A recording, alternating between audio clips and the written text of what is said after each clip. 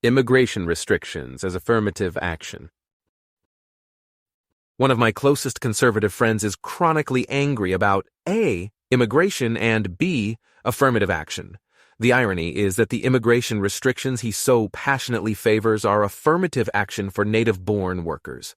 Advocates of standard affirmative action see the low percent age of minorities that employers would hire in a free market. They hastily infer that employers' bad motives are the reason why minorities fare poorly, and they respond by bullying employers to hire more minorities and scoffing at non-minorities who object that they're being treated unfairly. Advocates of immigration restrictions, similarly, see the low percentage of natives that employers would hire in a free market. They hastily infer that employers' bad motives are the reason why natives fare poorly, and they respond by bullying employers to hire more natives and scoffing at foreigners who object that they're being treated unfairly. The key difference, of course, is that immigration restrictions are vastly harsher than standard affirmative action policies. The dream of standard affirmative action policies is proportionality. If blacks are 13% of the population, blacks should have 13% of every job in the country.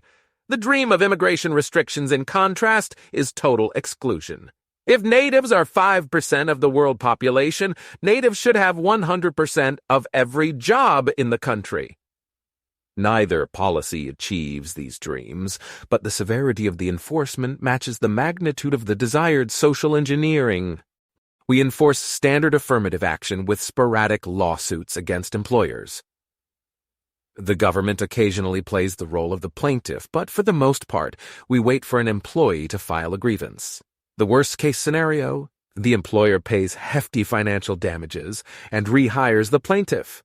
With immigration laws, in contrast, enforcement focuses on foreign workers. They endure the daily indignities of unpersonhood, and when they're caught, they face a rather different worst-case scenario, deportation to third-world misery.